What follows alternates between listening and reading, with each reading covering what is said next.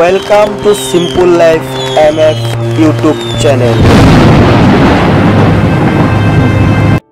হেমন্ত দাই বেংকৰ চাকৰি কৰে 15 বছৰ আগতে কিনা স্কুটাৰখন লৈ বেংকত অহা যোৱা কৰে যথেষ্ট টকা থকাৰ পিছতো নতুন গাড়ী এটা কিনি নলয়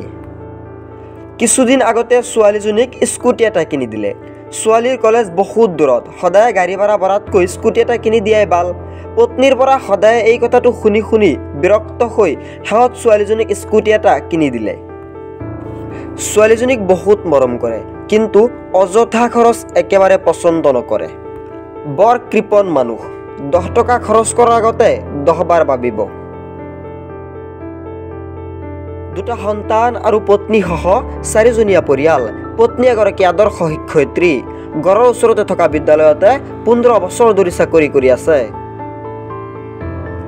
গাঁৱৰ মানুহবোৰে হেমন্ত দাক বহুত সন্মান কৰে হেমন্ত দা বেংকত যাওঁতে তিনিআলি পাৰ হৈ যাব লাগে তিনিআলিত মনিদাৰ পান দোকানত কিছুমান ডেকা ল'ৰাই সদায় আড্ডা মাৰি থাকে এই ল'ৰাবোৰক দেখিলেই হেমন্ত দাৰ মূৰটো গৰম হৈ যায় কেতিয়াবা তিনিআলিত থিয় হৈ দাবী ধমকি দি থৈ আহে তিনিআলিত আড্ডা মাৰি থকা গ্ৰুপটোৰ লিডাৰ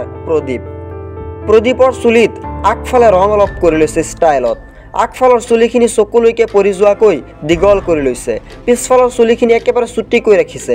হে প্ৰদীপক দেখিলেই হেমন্ত দাৰ খং উঠি যায় ডেকা ল'ৰা কিবা কাম বন কৰিব লাগে অকল তিনিআলি চাৰিআলিত আড্ডা মাৰি থাকি দিন পাৰ কৰে আপোনালোকে ঘৰতে কোবাল শিক্ষা দিয়া নাই নেকি প্ৰদীপ অভিজিত দেৱজিত ইকবাল মুন্নাহঁতৰ ঘৰত গৈ হেমন্ত দাই সিহঁতৰ মাক দেউতাক এনেদৰে কৈ থৈ আহিল নিজ ঘৰত আহিও পত্নীক কৈ আছে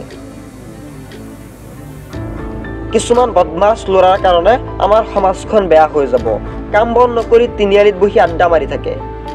ইমান জোৰেৰে বাইক চলাই যেন সিহঁতক পিছফালেদি লাঠি লৈ কোনোবাই খেদি আহি আছে এনেতে নেনা কলেজৰ পৰা আহিল হেমন্ত দাই নেনাক ক'লে আজি কলেজৰ পৰা আহোঁতে ইমান দেৰি হ'ল কিয় আৰু তোমাৰ স্কুটি ক'ত দেখা নাই যে তিনিআলিত আহি স্কুটি বেয়া হ'ল তাতে বহি থকা ল'ৰাবোৰে বহুত সময় চেষ্টা কৰিলে স্কুটিখন ভাল কৰিবলৈ ভাল নহ'ল পিছত মেকানিকৰ ওচৰত দি থৈ আহিলোঁ মোৰ হাতত গাড়ী ভাড়াও নাছিল ল'ৰা এটাই টমটম মাতি আনি ভাড়া দি মোক পঠাই দিলে হেমন্ত দাই ক'লে এই ল'ৰাবোৰ বৰ বদমাছ অলপ দুনিয়া ছোৱালী দেখিলেই ভদ্ৰ হোৱাৰ বাউজোৰে